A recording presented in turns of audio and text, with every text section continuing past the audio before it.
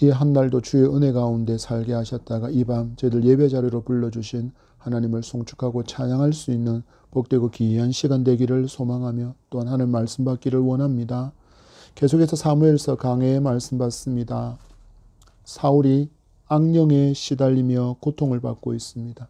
그리고 이를 음악적인 치료로 해결하고자 하는 대신들의 그 의견을 받아들여서 전국에 있는 재능 있는 수금 연주자들을 청거받던 중에 다윗이 등장하는 모습을 우린 지난 시간 보았습니다. 하나님께서 다윗을 평가하실 때 나를 위하여 세운 왕이라고 인정해 주셨던 다윗이 전혀 예상하지 못한 방법을 통해서 왕궁에 들어가게 되고 사울 왕의 신임을 얻으면서 사울의 곁에서 왕을 위한 수업을 받게 되는 장면은 오직 하나님의 섭리와 통치가 얼마나 신묘막측한지를 보여주는 그런 장면이라고 말할 수 있습니다. 하나님께서 이처럼 총과 칼이 아니라 무장과 무장이 격돌해서 그렇게 권력으로 나아가는 것이 아니라 너무나도 평화로운 방법으로 통일 이스라엘 왕국의 왕으로 세우실 다윗이 역사의 전면에 등장할 수 있게 된 것이 하나님만이 하실 수 있는 놀라운 일이라는 것을 우리가 믿게 된다면 우리를 위해서 일하시는 하나님을 더욱더 신뢰할 수 있는 은혜를 얻을 수 있을 것입니다. 그래서 성도는 언제나 하나님보다 앞서지 않아야 합니다. 그리고 매 순간순간마다 하나님의 뜻을 먼저 구해야 합니다. 하나님, 내가 원하는 것, 내가 기대하는 것이 진정 하나님의 뜻입니까? 하나님께서 원하시고 하나님께서 기뻐하시는 것입니까? 라고 그리고 물어야 합니다. 그리고 그 뜻을 구하고 하나님께서 답을 보여주실 때 담대하게 믿음으로 순종하며 나아가는 것이 성도입니다.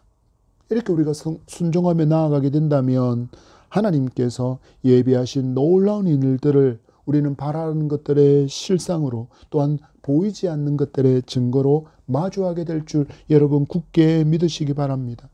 하나님께서 다윗을 왕궁으로 밀어넣으신 이후에 다윗을 더욱더 드러나게 하시는 역사적인 사건이 일어나는 것이 오늘 주신 본문입니다.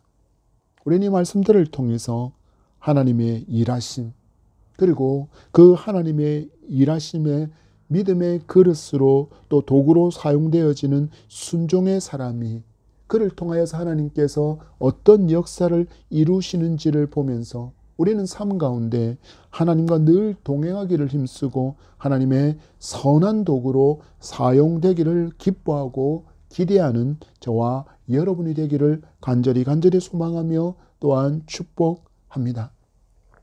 여러분, 이 시대는 진정한 예배자가 필요합니다. 이 시대는 온전한 순종의 성도가 필요합니다. 이 시대는 하나님만을 전부로 여기는 신실한 성도가 필요합니다.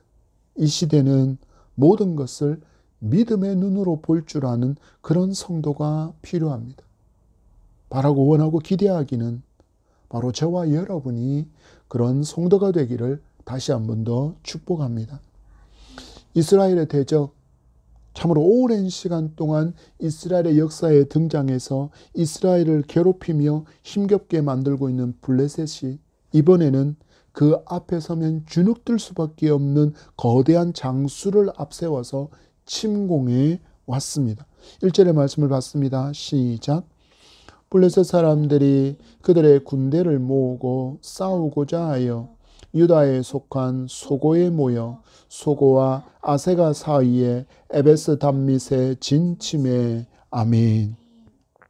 이스라엘과 블레셋의 국경 지역에 다시 전운이 감돌기 시작합니다.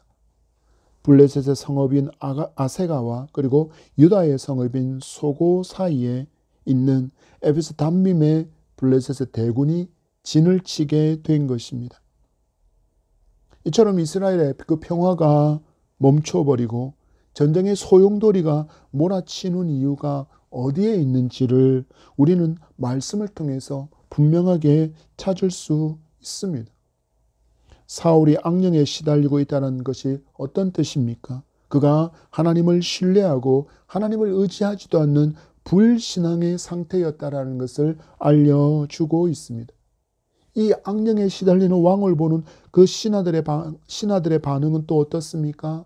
그 악령에 시달리고 괴로워하는 왕을 위해서 그들이 사용하는 방법은 하나님 앞에 엎드려 회개하고 하나님께 은총을 구하는 것이 아니라 음악적인 치료, 심리적인 치료, 심리적 안정만을 조언하고 있는 그 모습을 통해서 우리는 사울뿐만 아니라 왕궁에 있는 신하의 대부분이 불신앙의 상태에 있다라는 것을 보여주고, 나아가 이스라엘 민족이 지금 하나님을 떠난 상태라는 것을 보여주는 장면이기도 합니다.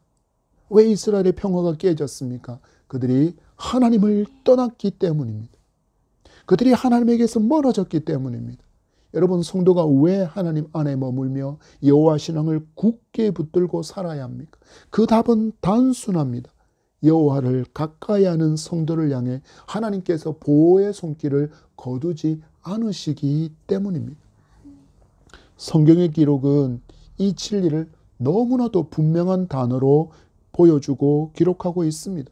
하나님을 찾고 하나님을 가까이 하고 하나님을 의지할 때 하나님께서 개인과 민족에게 무엇을 주십니까? 평화와 안녕을 주시지만 그 반대편에 서서 하나님을 멀리하고 우상을 숭배하며 그것을 의지하려고 할 때 하나님은 그 땅의 평화가 아닌 징계의 지팡이를 보내시며 그들을 징계하시고 심판하시는 것을 계속해서 우리에게 말씀을 통해서 보여주는 이유가 무엇입니까? 보라 하는 것입니다. 룩 보아라. 하나님을 의지하고 신뢰하며 살 때와 하나님을 떠나서 하나님을 불신하고 하나님을 떠나서 살게 될 때 어떠한 일을 마주하는지를 너희들이 보면서 교훈을 얻고 바른 길을 선택하는 지혜로운 인생이 되라고 우리를 교훈하시는 것입니다. 이 땅을 살아가는 성도와 민족에게 주시는 분명한 경고와도 같은 장면이 우리 오늘 마주하는 본문이라는 것을 명심하고 또 명심하며 하나님께서 기뻐하시는 성도로 살아가리라 다짐하고 말씀에 더욱더 순종할 수 있는 저와 여러분이기를 소망합니다. 블레셋의 침략 소식은 이 소고에 있던 백성들에 의해서 사울 왕에게 급보로 전달이 되었습니다. 그리고 블레셋의 침공 소식을 들은 이 사울이 군대를 소집하고 대열을 이루어서 전장으로 나아오는 모습이 2절의 말씀입니다. 시작.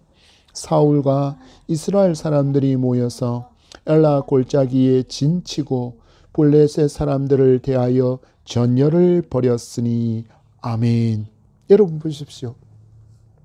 앞에서도 말씀드린 것처럼 왕궁에서 악령에 시달리고 있는 사울, 그리고 그에게 심리적인 치료를 권하고 있는 대신들, 그리고 하나님을 떠나 있는 이스라엘 백성들, 곧 하나님을 떠나 있는 사람들, 그 불신앙의 사람들의 반응을 잘 보십시오.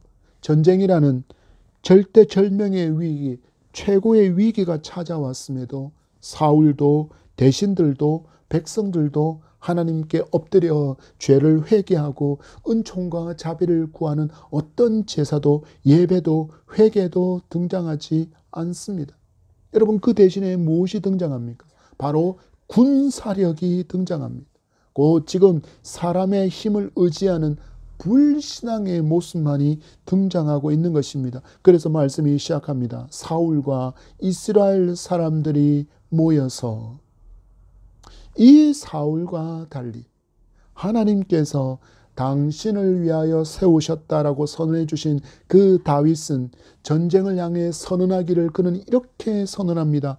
전쟁은 여호와께 속했다라는 그 신앙의 고백과 너무나도 대조되는 모습을 강조하기 위해서 이 장면을 기록하고 있다라고도 할 수 있습니다. 여러분, 하나님의 군대라면 무엇이 선행되어져야 합니까? 하나님을 전적으로 신뢰해야 합니다. 그리고 하나님의 은혜와 하나님의 능력을 구하며 무장된 군대여야 합니다. 그러나 하나님을 떠난 군대는 하나님이 아닌 군사의 숫자와 무기의 강력함만을 자기의 의지와 자기의 도움과 자기의 능력으로 삼게 된다는 것을 보여주고 있습니다. 우리가 삶에서 마주하는 모든 문제 앞에 우리는 다윗처럼 여호와를 먼저 구하고 여호와를 신뢰하며 여호와를 의지하며 도움을 간구할 수 있는 믿음의 사람 저와 여러분이기를 축복합니다. 왜 그렇습니까? 이와 같은 삶의 태도가 가장 복된 삶의 모습이기 때문입니다. 언제나 성도는 하나님이 제1순위의 인생을 살아갈 수 있어야 합니다. 이런 인생을 살아가게 될 때 우리는 가장 복된 인생이라고 하나님께 인정받을 수 있음을 굳게 믿으시기 바랍니다. 침략해온 블레셋 군대와 마주해서 항오를 벌이며 전열을 가다듬고 있는 사울이 엘라 골짜기에 진을 치고 있는 장면이 다음 말씀에서 설명되어지고 있습니다. 3절입니다. 블레셋 사람들이 이쪽 산에 섰고 이스라엘은 저쪽 산에 섰고 그 사이에는 골짜기가 있었더라. 아멘. 서로 지금 전쟁을 시작했으니까 전략적으로 그렇게 유리한 위치를 선점하려고 골짜기를 사이에 두고 블레셋과 이스라엘 전쟁이 산에 올라서 서로를 바라보고 있습니다. 앞에처럼 그 숫자가 6천이요 3만이요 그 군인들의 숫자가 해변가에 모래같이 많았더라라는 그 군세, 동원되어진 군인의 숫자, 그 무기들이 나열되어 있지 않아서 얼마나 많은 군인들이 지금 이 전쟁에 동원되었는지는 드러나지 않아서 우리가 정확하게는 알 수 없지만 소고 백성들의 보고를 받고 침략한 블레셋 군대의 숫자와 비슷한 규모의 군대를 이끌고 나왔을 것이라는 것을 우리는 분명히 예상해 볼 수 있습니다. 그리고 그들이 눈으로 보이는 숫자라만 보면 서로가 그 숫자가 비슷해 보이니 이스라엘의 마음에 이런 마음이 생겼을 수도 있습니다. 야, 이 전쟁 한번 해볼 만한데? 내심 그들은 승리까지도 기대하고 있던 그 순간에 힘의 균형을 깨뜨리는 놀라운 인물 하나가 등장합니다. 여러분 보십시오. 우리의 인생이 이렇지 않습니까? 내 힘으로 할 수 있을 것 같은데 라고 여기는 순간에 우리가 어찌할 수 없는 불가항력의 상황들이 펼쳐집니다. 전혀 예상하지도 전혀 기대하지도 않았던 일들이 일어나서 내가 철저하게 세운 계획이 송두리째 깨져 버리는 일은 비일비재하지 않습니까? 그리고 이런 일을 마주할 때 두 분류의 사람의 반응으로 나눠질 수 있습니다. 지혜로운 사람은 자기의 무능력을 고백하며 전능의 하나님을 의지하게 되지만 반대로 어리석은 사람은 또 다른 사람의 힘을 자기의 도움과 자기의 능력으로 삼으려고 시도합니다. 예를 들어서 사업을 하면서 재정적인 엄청난 큰 어려움을 겪게 되면 제일 먼저 은행권으로 열심히 달려가서 대출을 받으려고 합니다. 거기서 안 되겠습니다 라고 하면 그 다음 금융권으로 또 달려가서 대출을 부탁합니다. 또 그 사람들도 안 된다 그러면 결국은 어디로 달려갑니까? 위험한 줄 알지만 사채시장으로 달려갑니다. 그래서 더 큰 어려움을 마주하게 되고 심각한 위기를 초래하는 경우를 우리가 너무나도 많이 보지 않습니까? 지금 사울과 이스라엘이 바로 지금 이런 순간을 마주하고 있습니다. 4절에서 7절의 말씀입니다. 시작. 블레셋 사람들의 진영에서 싸움을 도두는 자가 왔는데 그의 이름은 골리앗이요 가드 사람이라. 그의 키는 6규빗 한 뼘이요 머리에는 노투구를 썼고 몸에는 비늘 갑옷을 입었으니 그 갑옷의 무게는 놋 5천 세겔이며 그의 다리에는 놋 각반을 쳤고 어깨 사이에는 놋 단창을 메었으니 그 창자루는 배틀채 같고 창날은 철 600 세겔이며 방패든 자가 앞서 행하더라. 아멘. 야, 이만큼의 숫자라면 이 전쟁 한번 해볼 만하다라고 여기는 순간에 블레셋 진영에서 싸움을 도두는 자가 등장합니다. 여기서 싸움을 도두는 자다라는 말은 두 군대 사이에 서 있는 사람이라는 뜻으로 군대를 대표해서 가장 잘 싸우는 강력한 힘과 능력이 있는 사람을 의미합니다.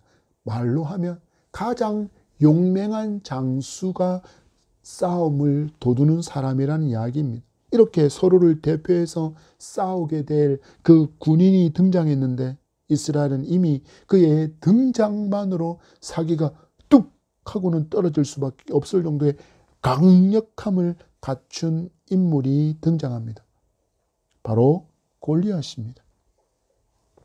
골리앗의 이름은 떠나다라는 뜻을 가진 깔라에서 유래한 이름이라고 이야기합니다. 그래서 골리앗의 이름은 방랑자, 유랑자라는 뜻을 가진 이름입니다. 이 이름을 보면 그가 마주할 미래가 어떠할 것인지를 마치 소설의 복선처럼 알려주는 그런 이름이라고도 할 수 있겠습니다. 이 골리앗이 어느 사람이냐? 가드 사람이라고 이야기합니다. 이 가드 사람은 여호수아 11장에 등장하는 거인족 안악의 자손이 거주하고 있었던 지역이고 블레셋의 중요한 5 성읍 가운데 하나로 아주 풍요로운 땅이었습니다. 이 골리앗은 그 거인족이었던 안악 자손의 피를 이어받은 사람이라고 할 수 있습니다. 그래서인지 상상하기 힘든 거구입니다. 키가 6규빗 한 뼘이라고 이야기합니다. 여기에 규빗은 보통 성인 남자의 팔꿈치에서 손가락 끝까지의 그 길이를 이야기합니다. 대략 45에서 46cm 정도라고 보는데 이를 계산해 보면 대략적인 골리앗의 키는 무려 2m 90cm입니다. 앞에 서 있는 제가 곧게 서 있고 제 위에 초등학교 3학년 정도의 아이를 들고 있을 정도의 그 키가 지금 골리앗의 키라고 보시면 됩니다. 키만 홀쭉하게 큰 것이 아닙니다. 비정상적으로 비쩍 골라 말았는데 말라붙은 사람인데 키만 큰 게 아니라는 이야기입니다. 그 풍채도 어마어마한 사람이었습니다. 떡 버티고 서 있는 모습만으로 이스라엘 백성들에게는 위협적이었습니다. 그의 장대함과 그의 거대함을 표현하기 위해서 이렇게 기록하고 있습니다. 노투구를 썼다라고 기록합니다. 비늘 갑옷을 입었는데 비늘 갑옷의 무게가 놋 5천 세겔이라고 이야기합니다.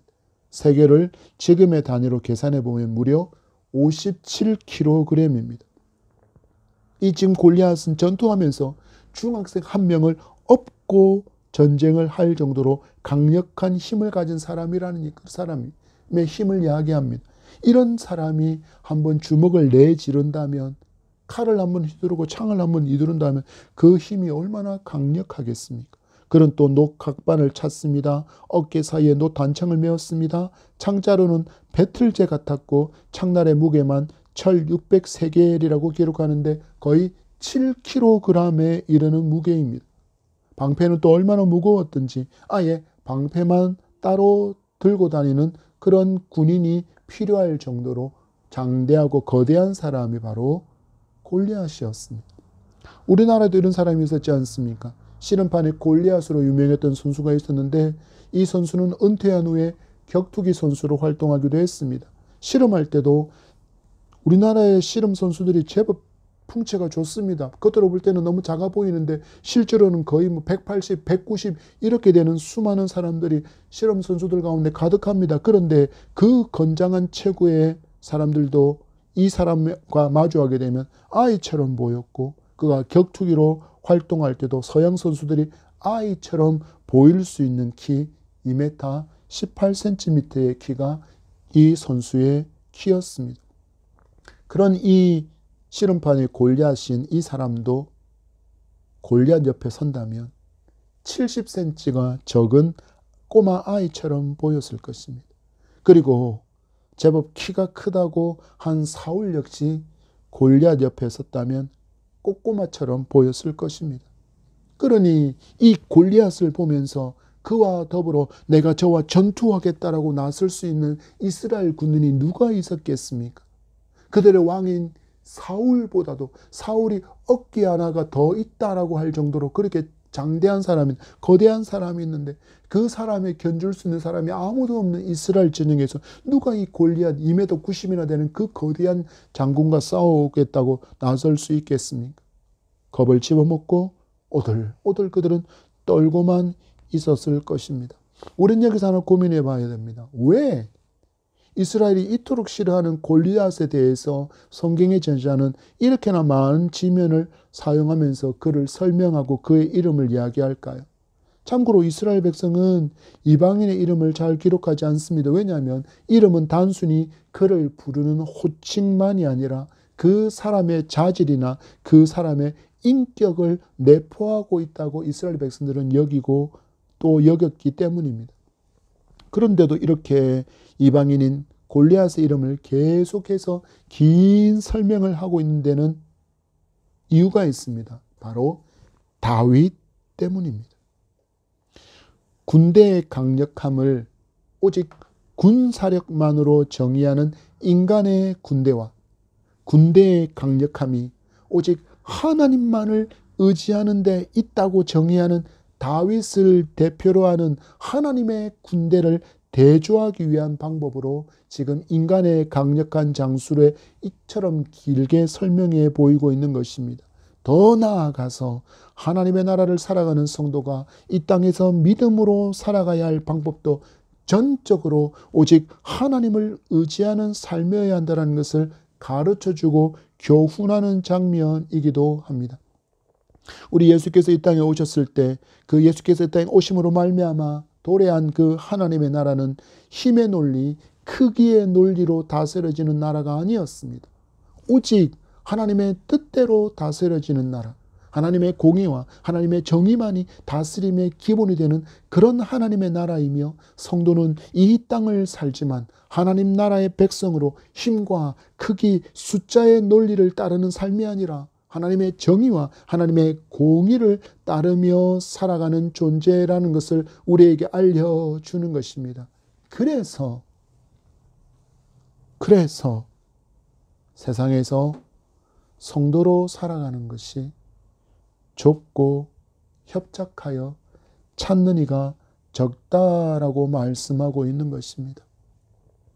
여러분, 성도도 예수도 믿고 세상과 적당하게 타협하면서 살아간다면 예수 믿는 거 그렇게 별로 안 어렵습니다. 정말 그렇습니다, 여러분. 예수 믿는 거 세상과 적당하게 타협하며 살아가면 예수 믿는 것만큼 그렇게 쉬운 일이 없습니다. 그렇지만 오직 하나님의 백성으로 하나님의 정의와 하나님의 공의를 추구하며 살아가기 위해서는 우리는 많은 손해와 때로는 오해와 어려움도 고난도 핍박도 가난함도 감수해야만 합니다. 이 시대에 너무나도 많은 성도가 너무나도 많은 목회자가 이렇게 적당히 타협하며 살아가는 것을 지금 시대가 그러하기 때문이라고 그렇게 괜찮은 것처럼 말하고 따르는 모습을 너무나도 많이 보게 됩니다. 여러분, 적어도 성도라면 술 마시지 않아야 합니다. 적어도 성도라면 담배도 멀리 해야 합니다. 왜 그렇습니까? 덕이 되지 않기 때문입니다. 제가 계속해서 말씀드리지만 여러분, 술을 적당히 먹는 사람이 과연 몇이나 될까요? 취하지 않은 경험을 가진 술꾼은 과연 몇이나 될까요? 그들은 항변합니다. 술 마시지 말라는 말씀은 없지 않습니까? 술 취하지 말라는 말씀이 있지 않느냐라고 항변하는 사람이 참 많은데, 여러분, 그렇게 말씀하는 사람 중에 정말 술에 취한 경험이 전혀 없는 사람이 있습니까? 고주망태가 되고 인사불성이 된 적이 전혀 없는 사람이 과연 그들 중에 있습니까? 여러분, 말씀을 들으면서 내가 술 취한 경험이 있는데도 불구하고 회개하지 않았다면 말씀을 들으시면서 회개하시기 바랍니다. 하나님 잘못했습니다라고 반성하는 것으로 끝내지 마십시오. 그 길에서 완전히 떠나서 돌아서는 것, 술 끊고 술 취함이 아니라 성령에 취하기를 원하는 삶으로 살아가는 것이 진정한 회개라는 것을 아셔야 합니다. 여러분, 그렇게 술 취해 있으면서 크리스찬이라고 함부로 말하지 마십시오. 그렇게 담배 피면서 골초이면서 크리스찬이라고 말하지도 마십시오. 정말 크리스찬이라면, 정말 회개가 무엇인지를 안다면 다시는 그럴 수 없기 때문입니다. 이렇게 살아가는 것이 좁은 길이고, 이렇게 살아가는 것이 협착한 길입니다. 바울의 고백을 하십니까? 나는 예수 믿기 전에 내가 가장 좋다라고, 내게 유익하다고 여겼던 그 모든 것들을 똥으로 여긴다라고 말했던 그 똥에 여러분 담배가 없을까요? 술은 없을까요? 거짓은 없을까요? 음란은 없을까요? 무질서는 없을까요? 폭행은 없을까요? 비난은 없을까요? 욕심은 없을까요? 세상을 탐하는 마음은 없을까요? 사도 바울은 그 모든 것을 배설물이라고 표현하고 있다는 것을 여러분 분명히 알아야 합니다. 저와 여러분이 하나님께서 인정하시고 기뻐하시는 다윗의 삶, 하나님의 군대로서의 삶을 살아가기 위해서는 우리 가운데는 절제가 분명히 필요함을 아시기 바랍니다. 이 길을, 이 삶을 하나님께서 인정하시고 기뻐하신다라는 것을 굳게 믿고 순종하는 저와 여러분이기를 소망합니다. 보는 것만으로도 겁을 먹을 수밖에 없는 골리앗이 목소리를 내기 시작합니다. 그런데 그 목소리가 하나님의 백성을 조롱하는 목소리입니다. 그럼에도 이스라엘은 어떤 반응도 하지 못합니다. 두려움에 꿀먹은 벙어리가 되어 있을 뿐입니다. 왜입니까? 왜 그들이 꿀먹은 벙어리가 되어버렸습니까? 그들이 하나님을 잃어버렸기 때문입니다. 그들이 하나님을 버렸기 때문입니다. 그들이 하나님을 떠났기 때문입니다. 군사의 숫자만을 힘으로 삼았던 이스라엘은 비슷한 군인의 숫자로 말미암아 의기양양했다가 도저히 넘을 수 없는 벽과 같은 골리앗이 등장해서 큰 소리를 외치니 기겁을 하고서는 꼬리를 말고 있습니다. 성도가 세상의 위협에 꿀먹은 벙어리가 되고 교회를 조롱하고 하나님을 모욕하는 목소리에도 침묵하는 이유가 무엇입니까? 어느새 나도 힘과 크기의 논리에 젖어 있기 때문입니다. 말합니다. 저들은 나보다 강력한 힘과 권세와 돈과 세력을 가진 듯이 보이기 때문입니다. 그래서 내가 어찌할 수 없습니다 라고 이야기합니다. 여러분, 이 시대를 보십시오. 얼마나 많은 사람이, 얼마나 많은 작가라고 불리는 자들이 기독교를 폄하합니까? 하나님을 조롱하듯이 책을 쓰고 있습니까? 드라마와 영화를 만들어내고 있습니까? 그럼에도 불구하고 거기에 항거하는 목소리가 없습니다. 잘못되었다라고 외치는 소리도 없습니다. 이제는 말합니다. 동성애도 괜찮다. 트랜스젠더도 괜찮다. 혼전 순결은 여자를 구속하는 어리석은 가치일 뿐이다. 낙태는 여자의 선택 권리다. 인권이라는 이름, 인본주의라는 이름으로 말하는 것이 듣기에는 여러분 괜찮아 보입니다. 그럴싸하게 들립니다. 그러나 성도의 가치 기준과 판단의 기준은 무엇입니까? 오직 하나님의 말씀입니다. 성경은 제가 앞에서 열거한 이 모든 것을 향하여서 죄라고 단정 짓고 있음을 기억하셔야 합니다.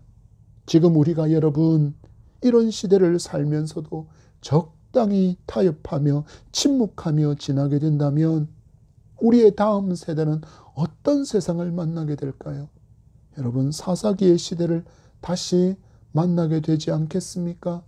지금도 왕이 없으므로 사람들이 각기 소견에 옳은 대로 행하는 그런 시대인데 거짓되고 망령되고 허탈한 것을 말하는 그들을 향하여 우리가 침묵하게 된다면 우리가 빛을 잃어버리고 우리가 소금을 짠맛을 잃어버린 채로 살아간다면 우리의 다음 세대는 과연 어떤 세상을 만나게 되겠습니까? 이런 목소리가 커지는 세상이지 않겠습니까? 8절과 9절의 말씀입니다. 시작. 그가 서서 이스라엘 군대를 향하여 외쳐 이르되 너희가 어찌하여 나와서 전열을 벌였느냐? 나는 블레셋 사람이 아니며 너희는 사울의 신복이 아니냐?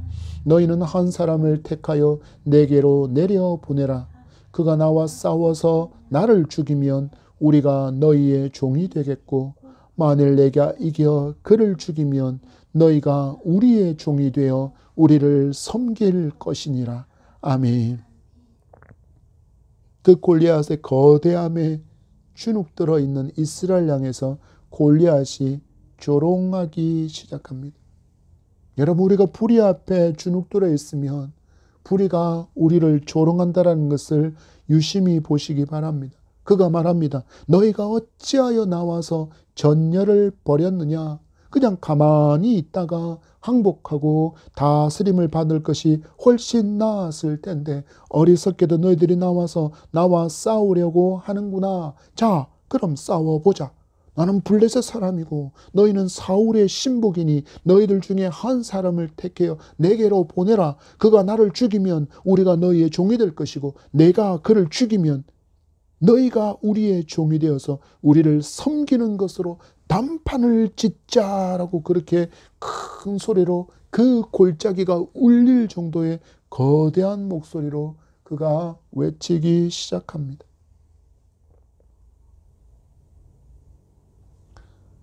마귀가 이렇게 외칩니다, 여러분.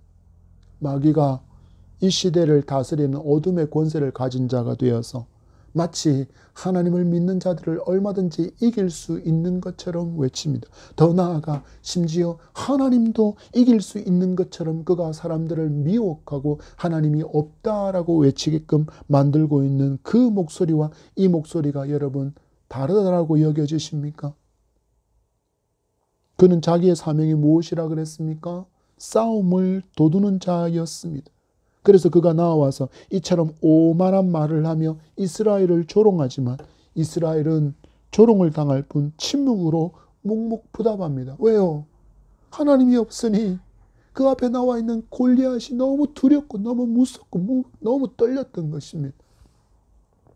그러자 이 모습을 본 이 골리앗이 이제는 한술 더 떠서 이 모든 것이 조롱을 넘어서 모욕하는 것인데도 너희가 가만히 있느냐라고 그들을 모욕하고 조롱하기 시작합니다. 10절을 보십시오. 시작. 그 블레셋 사람이 또 이르되 내가 오늘 이스라엘 군대를 모욕하으니 사람을 보내어 나와 더불어 싸우게 하라 한지라. 아멘. 그가 이렇게 표현합니다. 조금 전에는 이스라엘 향하여 표현하기를 너희는 사울의 신하인데 침묵하느냐라고 말하던 골리앗이 이제는 이스라엘 군대를 싸그리 이렇게 다 하나로 묶어서는 뭐라고 표현합니까? 이스라엘 전체를 향하여 조롱을 넘어서 모욕하는 말을 지금 한다라고 기록하고 있습니다. 여러분 보십시오. 하나님의 백성이 하나님을 잃어버리고 살아가니 조롱거리가 되고 모욕을 당하는 처지에 놓여버렸습니다. 이스라엘이 누구입니까? 홍해를 마주한 이스라엘 백성을 쫓아온 애굽의 군대를 홍해에서 수장시키는 하나님의 전능하심을 보았던 민족입니다. 넘실거리는 그 요단강을 마른 땅으로 건너게 하시는 하나님의 전능하심을 경험했던 이스라엘입니다. 여리고는 그 난공불락의 요새를 피 한 방울 흘리지 않고 점령했던 그 이스라엘입니다. 하나님의 전능하심을 보았던 그 이스라엘입니다. 하나님이 함께 하실 때 하나님을 그들이 전심으로 찾고 의지할 때 그들은 하나님의 백성, 하나님의 군대인 이스라엘은 이와 같은 놀라운 역사를 자기의 것으로 누릴 수 있었지만 지금 현재 하나님을 버리고 불순종하는 이스라엘이 되어버린 후 그들은 하나님의 전능하신 역사를 모두 잊어버리고 오직 크기와 숫자만을 능력으로 삼고 살아가는 하나님의 군대가 아닌 어떤 군대가 되었습니까? 인간의 군대가 되고 말았습니다.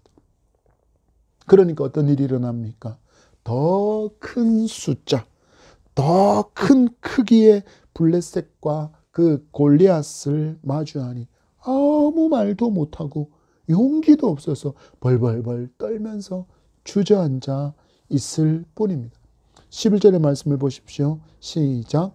사울과 온 이스라엘이 블레셋 사람의 이 말을 듣고 놀라 크게 두려워하니라. 아멘. 출애굽의 역사를 보면 주변의 나라들이 하나님이 행하신 그 놀라운 일들로 말미암아 크게 놀라고 두려워했다. 그들의 마음이 녹아내렸다라고 기록하고 있는데, 이제는 누구의 마음이 녹아내리고 있습니까? 하나님을 떠나버린 이스라엘 백성들의 마음이 녹아내리고 있습니다. 여러분은 어떤 사람입니까? 하나님의 군대입니까? 아니면 사람의 군대입니까?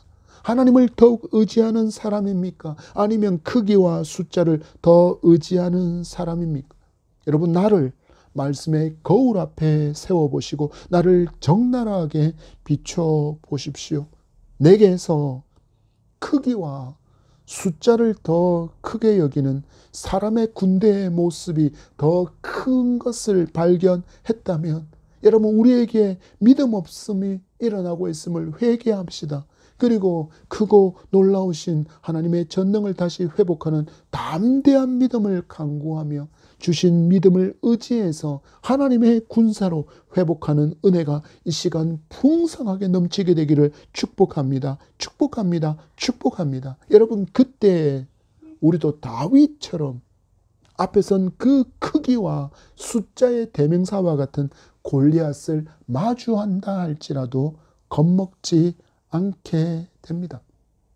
오히려 갈렙과 여호수아처럼 그 거대한 아낙 자손을 보면서도 우리의 밥이다라고 외친 것처럼 이스라엘 군대의 하나님의 이름으로 나아가서 승리를 경험하는 저와 여러분이기를 축복합니다. 말씀을 맺습니다. 여러분, 적당히 타협하는 인생이 좀 더 쉬워 보이고 원하는 것도 쉽게 얻을 수 있는 것처럼 보이게 포장된 세상을 우리는 살고 있습니다. 그러나 성도는 그 길이 하나님께서 인정하시는 길인지, 하나님께서 기뻐하시는 길인지를 말씀을 통해서 점검한 후에야 나아가야 합니다. 여러분, 혹시 세상의 대적이 너무 강력해 보여서 주눅들어 있습니까? 내가 맞설 수 없는 그 크기와 그 숫자여서, 아니면 내게 그들을 맞설 수 있는 숫자와 크기가 없어서 낙담하고 낙심하고 있습니까? 이제 여러분, 그 시선을 땅에서 여러분을 가로막고 있는 그 골리앗에게서 누구에게로 시선을 옮기셔야 합니까? 여호와 하나님 전능하신 그분께로 옮기셔야 합니다. 여러분 보십시오. 여러분의 시선이 닿는 곳, 그리고 그 시선이 보이지 않지만 그 너머에 있는 그 모든 것들이 누구의 소유입니까? 더 큰 것과 더 많은 것과 더 숫자와 더 큰 크기를 가진 바로 그 사람의 것입니까? 아니면 그들을 미혹하고 그들을 조종하고 있는 마귀의 것입니까? 아니요. 모두가 우리 아버지 하나님의 것입니다. 우리 하나님의 것입니다. 그리고 그 하나님께서 믿음으로 말미암아 나의 아버지가 되어 주셨습니다. 세상의 주인이라고 표현하니까 마치 하나님께서 강력한 권능을 가진 뛰어난 인간 정도의 인간 왕 정도로만 여러분 여겨진다면 큰일 납니다. 우리에게서 그 한계를 확장하셔야 합니다. 왜 그렇습니까? 하나님은 한계가 없기 때문입니다. 그분은 모든 것이 가능하신 하나님이십니다. 말씀 한마디면 이 세상을 재창조하실 수 있는 무한의 하나님이심을 믿는 굳센 믿음이 저와 여러분에게 있기를 축복합니다. 이 믿음을 가진 저와 여러분과 동행하시는 전능의 하나님을 바라보며 우리 믿음으로 삽시다. 하나님을 더 가까이 하며 살아갑시다. 마주한 모든 것을 믿음의 눈으로 보며 담대하게 살아갑시다. 여러분, 우리가 이렇게 살 때 이전과 다른 놀라운 감격과 기쁨을 경험하는 산 믿음과 산 소망의 사람, 하나님의 군대로 살아가게 될 줄 믿습니다.